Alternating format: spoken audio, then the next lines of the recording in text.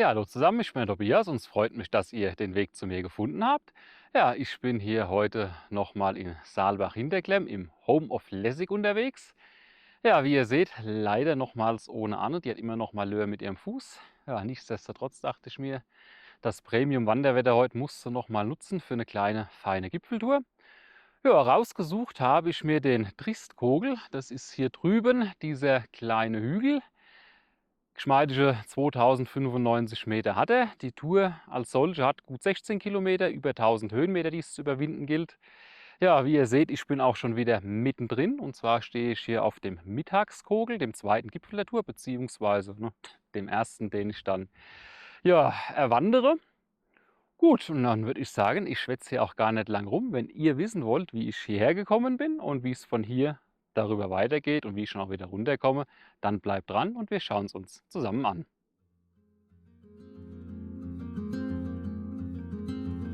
Los ging es, wie schon bei der Tour zur Sonnenspitze, an der Bushaltestelle am Talschluss bei Saalbach-Hinterklemm.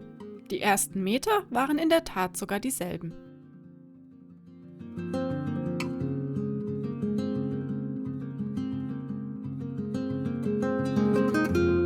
An dieser Stelle verließ er dann den bereits bekannten Weg und wanderte hier nicht rechter Hand zur Sonnenspitze, sondern querte das Gatter und folgte dem Weg Richtung Tristkogel. Der Anstieg gestaltete sich zunächst recht gemächlich.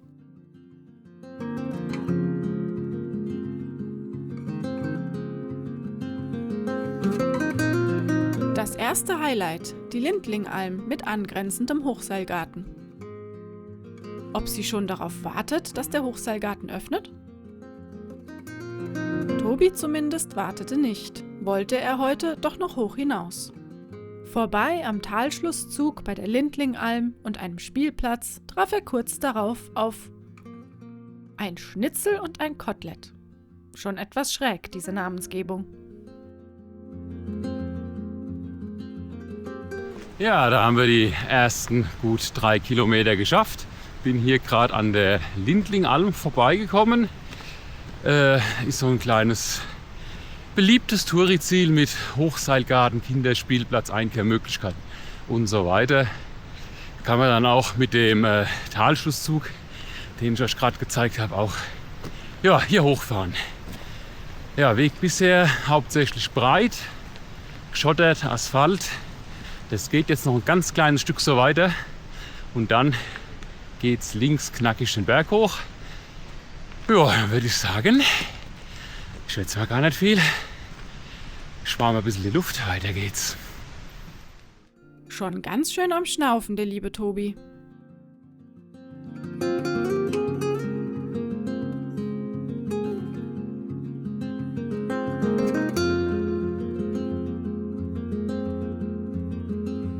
Der will da doch nicht rüber, oder?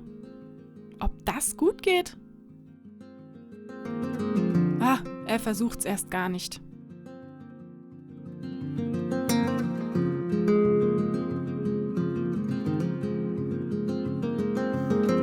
Auch Tobi hatte heute mit den Fluten zu kämpfen. Für ihn war eine Umkehr aber keine Option.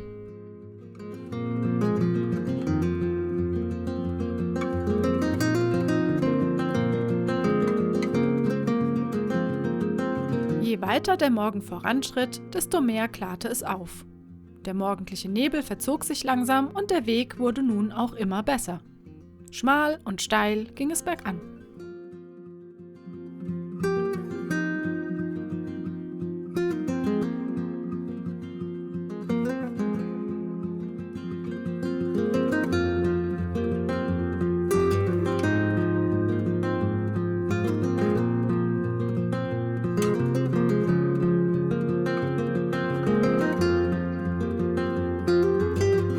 Vor sich hatte Tobi die grüne Wand, durchsetzt von einigen Wasserläufen, die es zu überqueren galt. Hinter sich ein mit jedem Meter Anstieg besseres Panorama.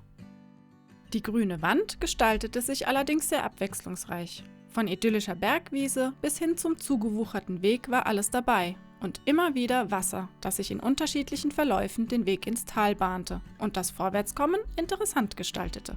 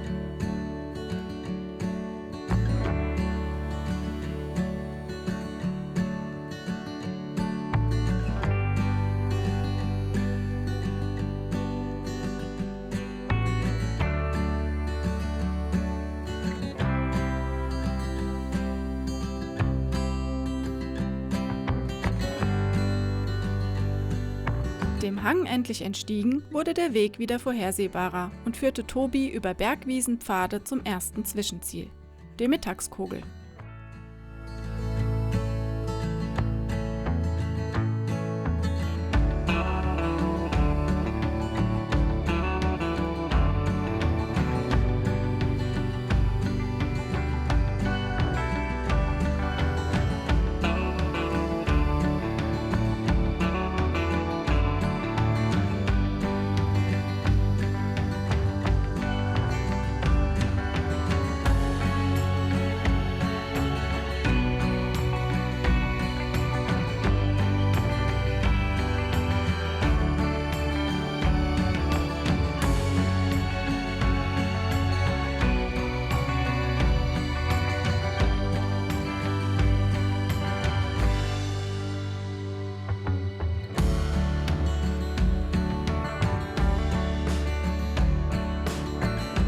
Da ist der Gipfel auch schon. Und natürlich wollen wir euch das schicke Panorama nicht vorenthalten.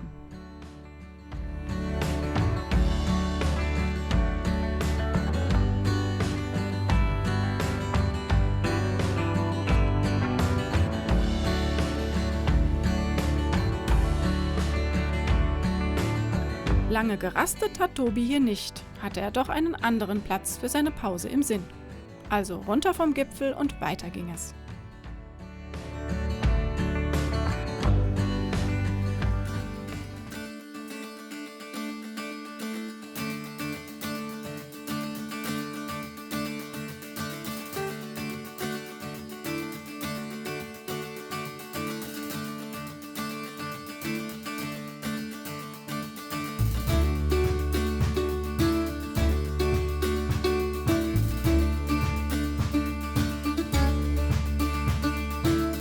Ein schöner See in malerischer Bergkulisse. Wenn das mal kein Ort für ein Päuschen ist. Das dachten sich wohl auch noch mehr Leute, war der See doch gut besucht. Und auch im Wasser war einiges los. Und da pausiert der Tobi mit einem sagenhaften Rundumblick.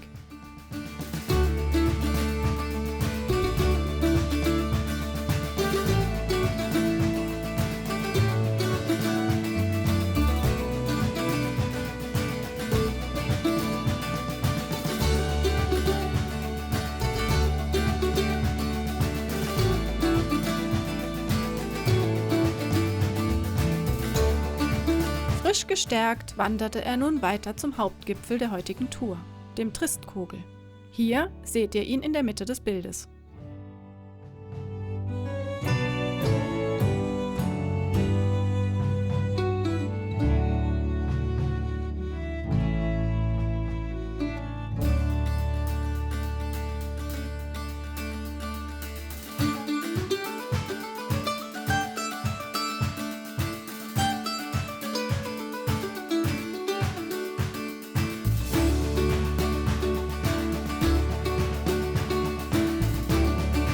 Der finale Anstieg hatte es dann auch in sich.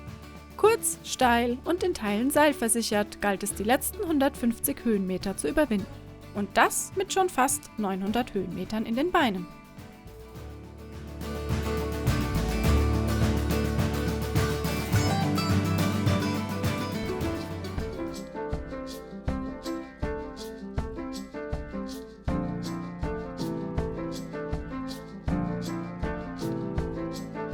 Die Anstrengung lohnte sich aber in jedem Fall. Belohnt wurde Tobi mit einem schönen Gipfel und einer Top-Aussicht.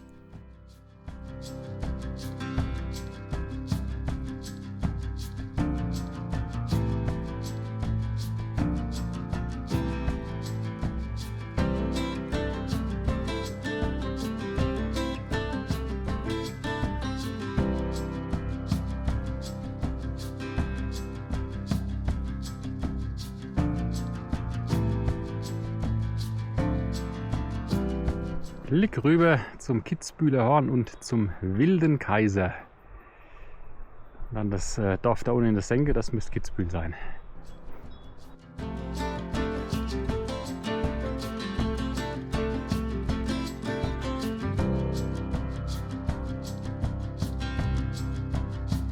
Vom Gipfel weg gab es dann sogar noch eine kleine Kraxelei. Schade, dass ich das verpasst habe.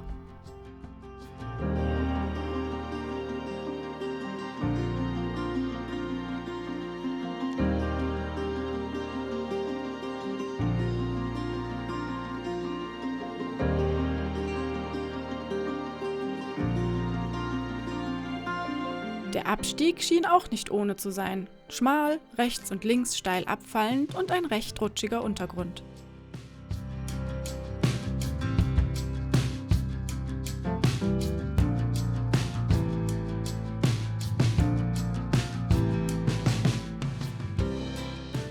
Ja, hier habt ihr mal eine total unangenehme Stelle. Zumal hier, wie ihr seht, der Stein auch nass ist. An den nassen Stellen bzw. mit nassen Sohlen rutschig wie Sau. Also da muss man richtig aufpassen.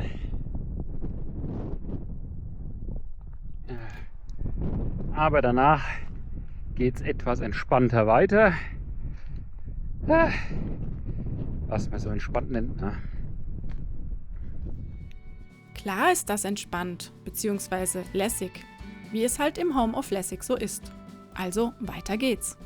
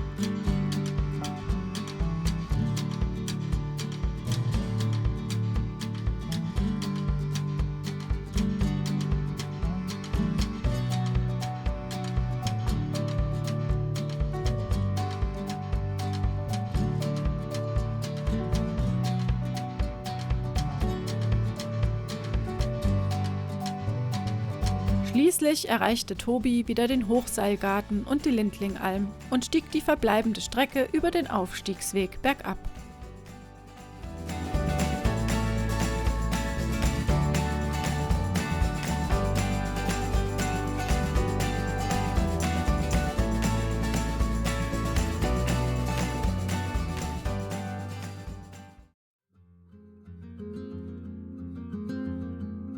Die heutige Wanderung liegt in den Kitzbüheler Alpen, genauer am Ende des Glemmtals bei Saalbach-Hinterglemm. Start ist am Talschluss und der Weg führt vorbei an der Lindlingalm über breite Wege, schmale Pfade und grüne Wiese bis zur Mittagskogel.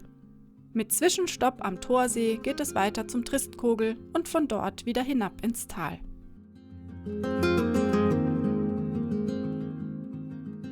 Ja, da ist es geschafft. Der Mittagskogel und der Tristkogel sind erwandert. War eine schöne, knackige Tour, gut 16 Kilometer, 1000 Höhenmeter. Geht aber hier auch noch härter, zum Beispiel der Home of Lessig Walk, wenn ihr den laufen wollt. Das sind dann zu den beiden genannten Gipfeln nochmal ein paar Gipfel mehr, 5 Kilometer on top, 600 Höhenmeter mehr. Da wisst ihr am Ende vom Tag, was ihr geschafft habt. Wäre auch eigentlich die Tour gewesen, wenn die Anne fit gewesen wäre, die wir gelaufen wären.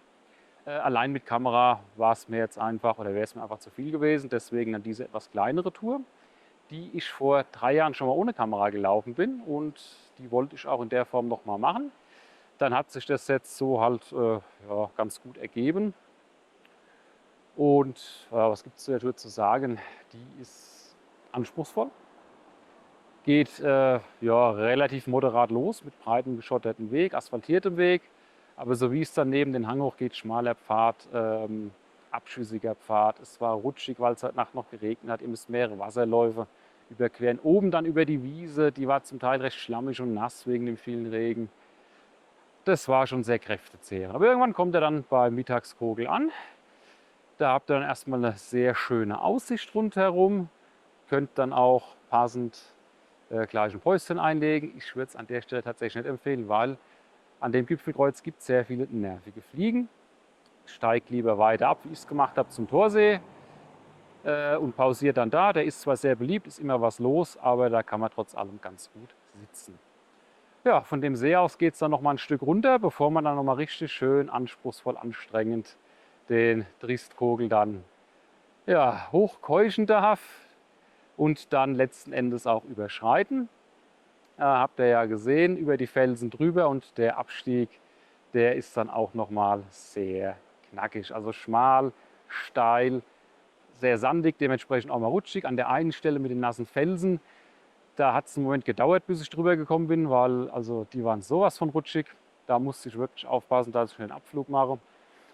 Aber wenn ihr das geschafft habt, geht es relativ entspannt runter zur Osmanhalm. Nochmal einen schmalen Abschnitt zwischendrin. Da kann man, wenn man möchte, nochmal einkehren. Dann weiter zur Lindlingalm und letzten Endes zum Talschluss. Genau, und hier bin ich jetzt auch. Und wie ihr seht, ich habe noch meinen Bus erwischt. Der fährt so in 10 Minuten. Und ja, dementsprechend würde ich sagen, ja, für dieses Mal war es das wieder. Ich hoffe, euch hat es gefallen, mich zu begleiten. Ja, euch wie immer viel Spaß beim Wandern, und dann sehen wir uns beim nächsten Mal wieder.